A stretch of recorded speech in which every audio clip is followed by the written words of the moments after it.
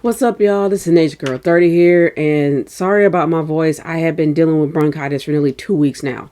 Due to popular belief, well, not really due to popular belief, but anyway, I actually did just see Spider-Man No Way Home, and I did see the sneak preview tonight, but I am not going to upload this probably until maybe Sunday. This might give people a little bit of a chance to actually see the movie because I'm not making anything spoiler free. There's going to be a crap ton of spoilers in this. But instead of doing a regular review like I usually do, I've decided to make things a little different, and this might be my format from now on. I decided to do the good, the bad, and the ugly of this movie. Because there was one ugly, at least, and a few bad, and there was a lot of good. So I kind of want to talk about all of them, but like I said, there will be spoilers. But without further ado, here is the good, the bad, and the ugly of Spider-Man No Way Home.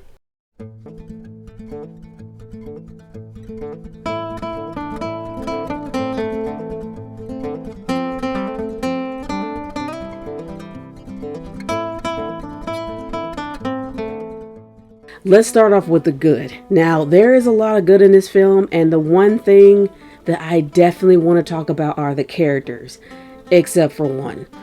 It was so great, and yes, we got all three Spider-Man. We got all three Spider-Man here. Sorry about the cough, but anyway, we got Tobey Maguire, we got Andrew Garfield, and Tom Holland all in one room. The banter between all three of them was absolutely great.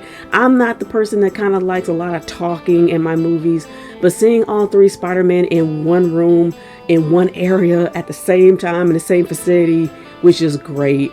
And the fact that they were just how they came to be was a bit weird, but the fact is, it was still great just to hear them go back and forth. And not only that, we found out exactly what happened in each other's lives, in each of their lives, right after the movies ended. Because with Spider-Man 2, actually, I think it was Spider-Man 3, we really didn't know exactly what was going to be going on between Peter Parker and Mary Jane. They were engaged, but then they broke it off, and they looked like they were making amends. And we ended up finding out that they did. They actually did make it work. Whether they had Spider-Gwen, I have no idea, or at least Gwen. But we end up finding out that Andrew Garfield's Peter Parker is still reeling from the death of Gwen Stacy, and it really hits him hard. And the redemption that he kind of had with saving MJ, or this version of Michelle Jones, even though she's Michelle Jones Watson, I'm getting into that later on. But anyway, the fact that he was able to save her was somewhat of a redemption arc, since he couldn't save Gwen Stacy in The Amazing Spider-Man 2. But man, it was just great seeing them all in one room.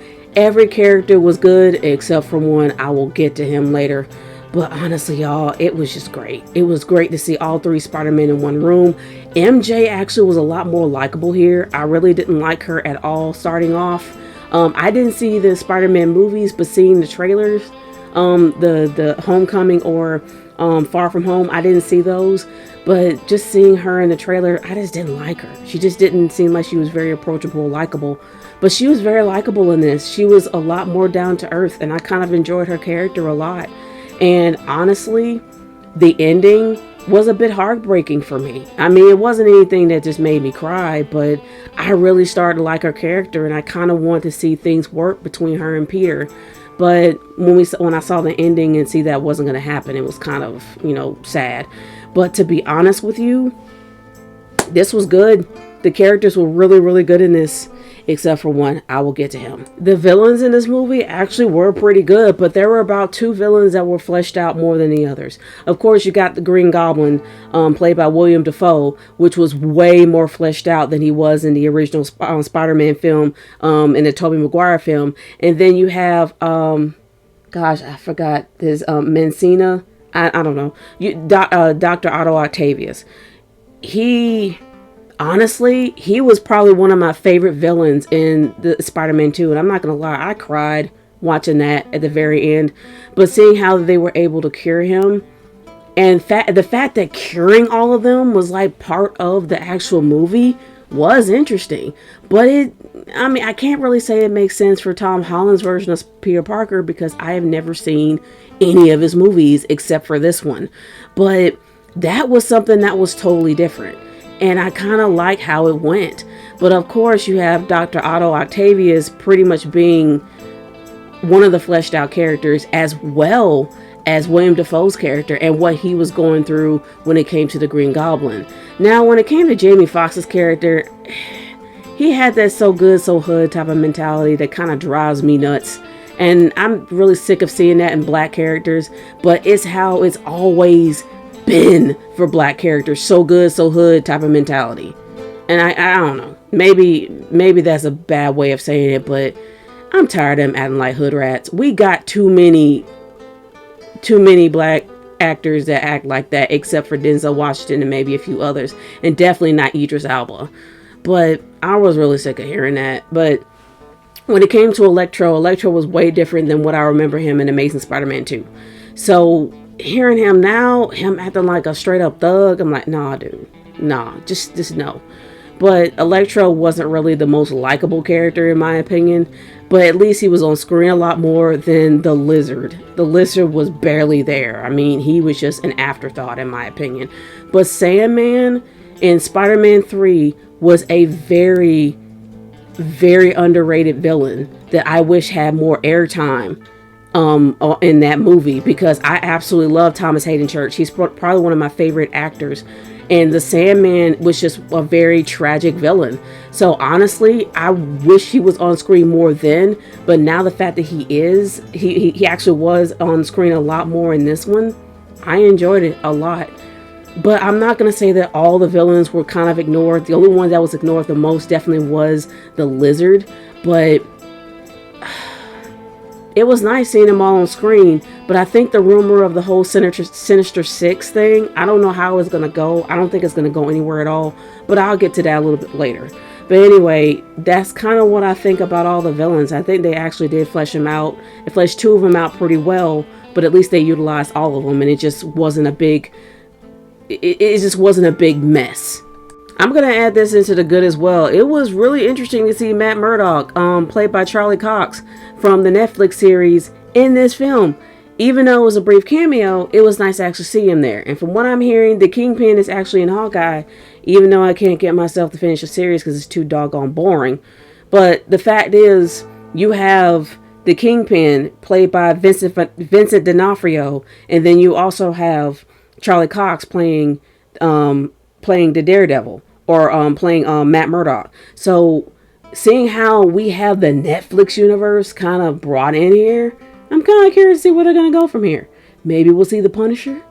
From what I'm hearing, we might see him in Moon Knight. So I'm kind of curious to see where they're going to go with them. Go with them from here. But even though it was a cameo, it was still nice. You know, it's still nice to actually see him. Too bad he didn't do a lot more, but I understand why he didn't. The fight scenes were absolutely phenomenal. They really were. I mean, I absolutely love the battle between Dr. Otto Octavius and Spider-Man. I absolutely love Doc Ock and Spider-Man just fighting on that bridge. And then all of a sudden, here comes the Green Goblin blowing stuff up. It was just going. Like, the energy just kept going. And then all of a sudden, it kind of slowed down a bit. But it didn't slow down to the point where you wanted to go to sleep. The pacing was just done very well here. Like, it just didn't slow down to a crawl. It kept you going. It was just so much energy. I absolutely loved every bit of it. And even at the points where it slowed down, it gave you a bit of a breather. It was still really good. It was really good. Well paced. I have no problems with the pacing at all. Well done. Peter Parker actually became a man. Not in that way, but the one complaint that I've heard about Tom Holland's version of Spider-Man is the fact that he's incredibly immature and he whines like a teenager, even though he is playing a teenager. And with great power comes great responsibility was always the tagline for every Spider-Man film, and it had a purpose here. And you honestly saw Peter grow as an actual character. He had a very strong arc, something that a lot of fans actually complained about.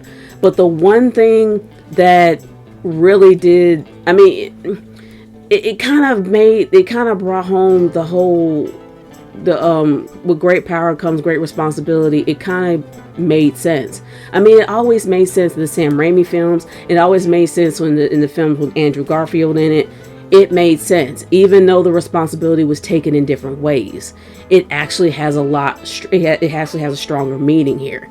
So Peter Parker really did have a very strong arc. He became a man.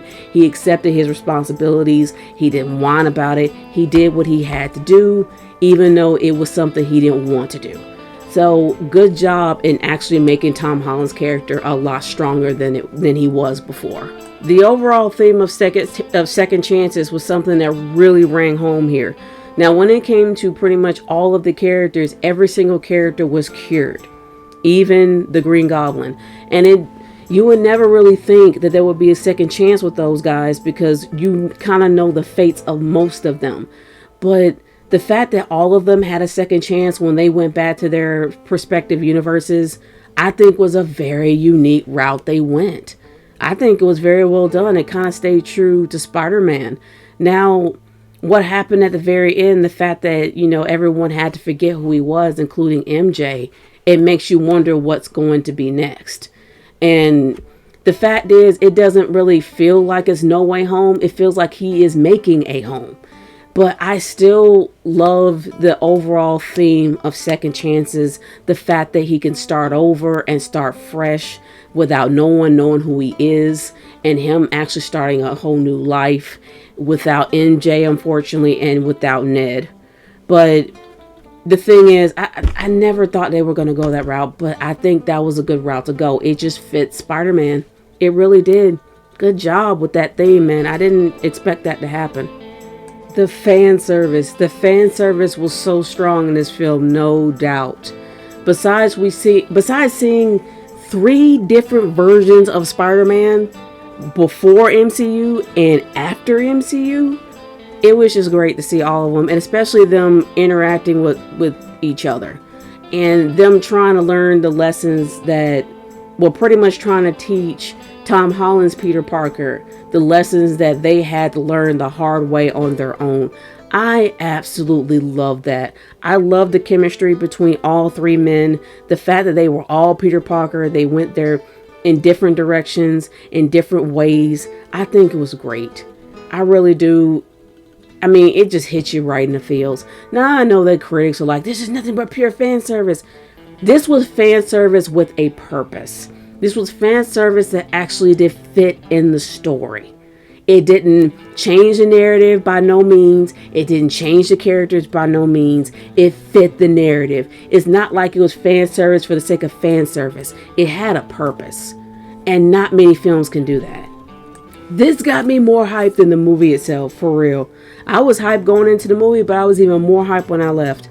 There are 2 post-credit scenes. The second post-credit scene, meh, but the last one, it's not even a post-credit scene. It is a trailer. We got a trailer of Doctor Strange and the Multiverse of Madness. And it was an amazing trailer.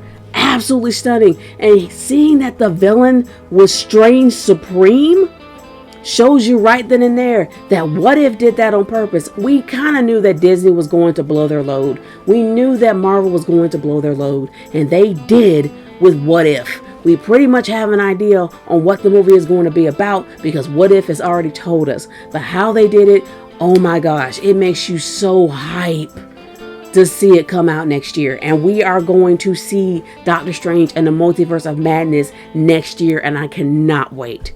They did. I'm so happy they had that in the post-credit scene.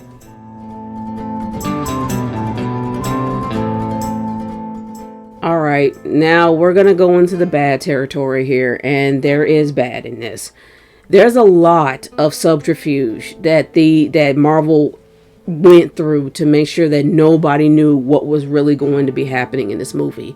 The fact that there wasn't going to be Andrew Garfield and Tobey Maguire, even though we end up getting leaks online of seeing them in their Spider-Man costumes behind a green screen.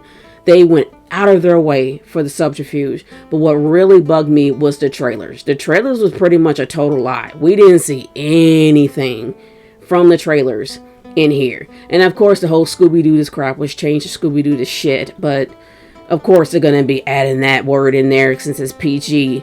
But regardless, The fact that we automatically assumed that Doctor Strange was possessed by Mephisto or somehow possessed by another entity to create a spell that launched the multiverse, which it didn't, because according to that entire movie, the fact that the multiverse was fractured, the whole premise, it didn't make any sense. It really didn't. You're going to say, and this is the one twist here, Wong knew. Because according to the actual trailer, Wong told him not to do it because the spell was far too dangerous. And when Wong left, then he ended up doing the spell behind his back. They changed that entire premise whatsoever. Wong was aware of the spell that he was actually doing, and it was a forget-me-not spell. So how can a forget-me-not spell fracture the entire multiverse? And I guess, well, they had to pull magic from one of the multiverses. I'm like, no, that's BS. I'm sorry, it is. A forget-me-not spell to pretty much unravel the entire universe and time itself? Really? That made no sense. It still didn't make any sense to me at all. And I'm not a big fan of drama for the sake of drama. But that's kind of what it's starting to get to. Because you're going to do a simple forget-me-not spell that he did before for a party that he had at Carmitage.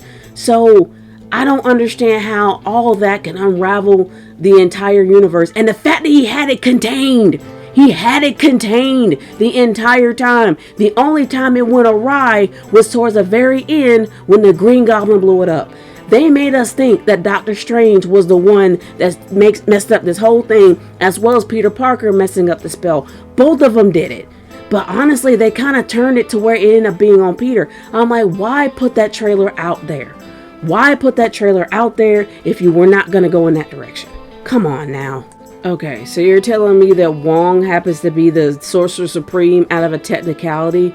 The fact that he vanished for 5 years, all of a sudden Wong is Sorcerer Supreme? So you're telling me for Shang-Chi, the Legend of the 12 Bracelets, or whatever it is, you're telling me that he was Sorcerer Supreme even then?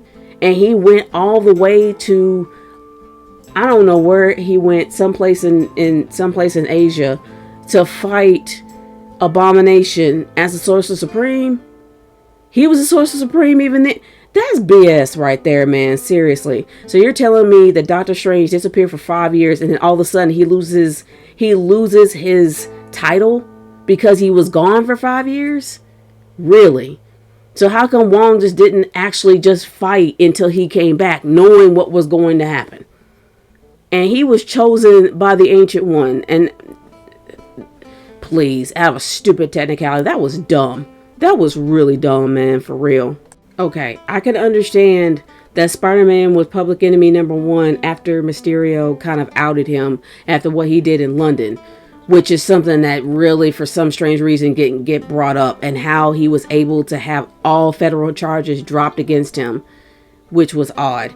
But anyway, the fact is, you're still having people blame Spider-Man after the fact when you really do see Doc Ock on the bridge throwing cars off, going after Spider-Man. You see the Green Goblin throwing bombs at Spider-Man. Spider-Man gets shot at by the FBI.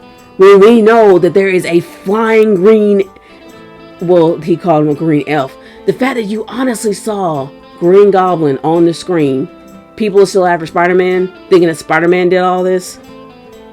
That makes no sense. The fact that his FBI charges, or the federal charges against him for, I guess, maybe espionage, I don't know what it's supposed to be called. The fact that they really didn't have anything on him for what happened in London. Why is the FBI still going after him?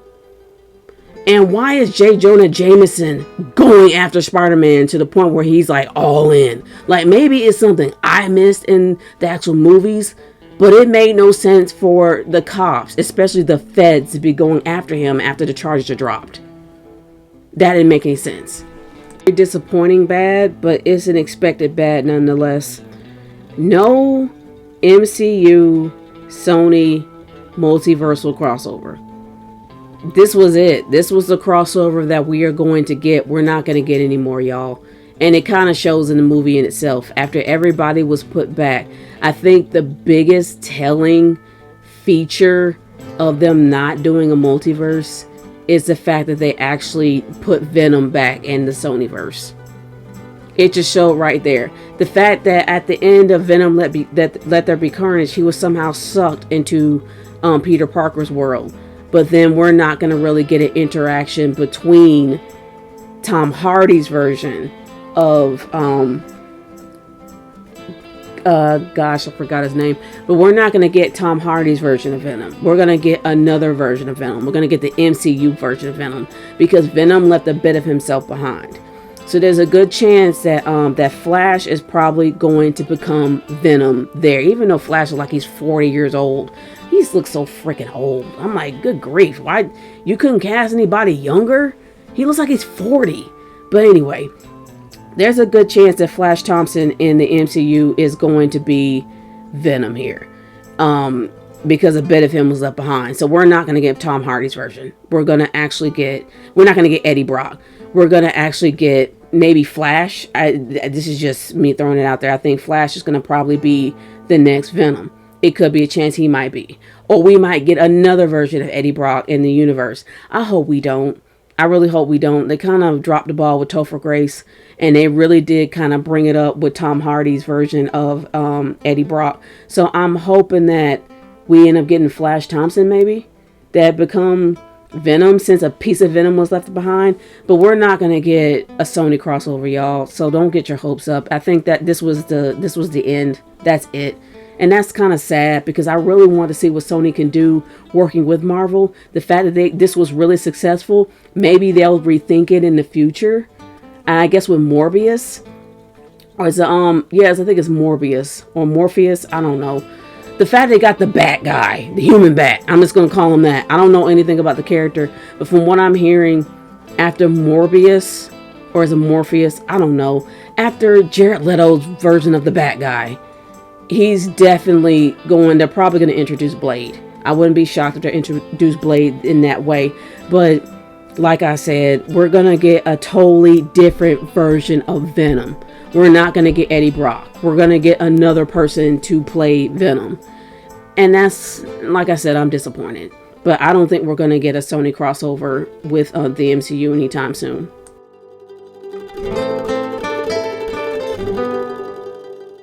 And the one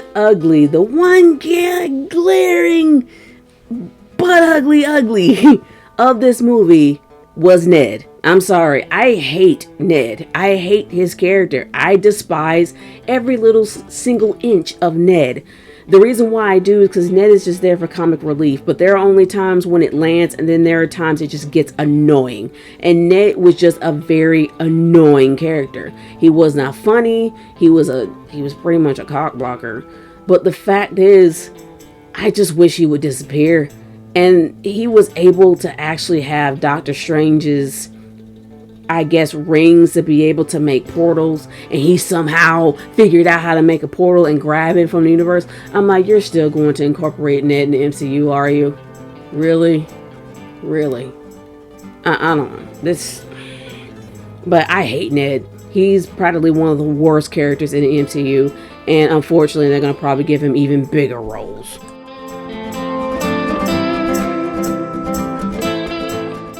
Overall, guys, this film actually was really good. Even though there was good and bad and ugly about this film, I really did enjoy myself. I think it was done very well. And the fact that they incorporated all three Spider-Men from different generations, I think it was still phenomenal.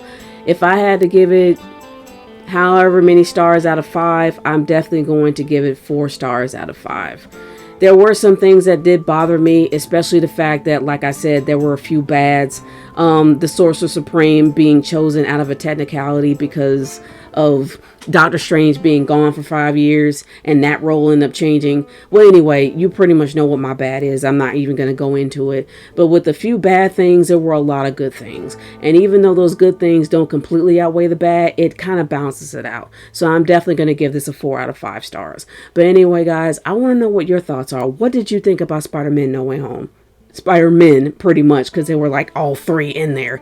But anyway, let me know what you think about the movie in the comments below. Let me know how you feel. I'll talk to y'all later. Peace out.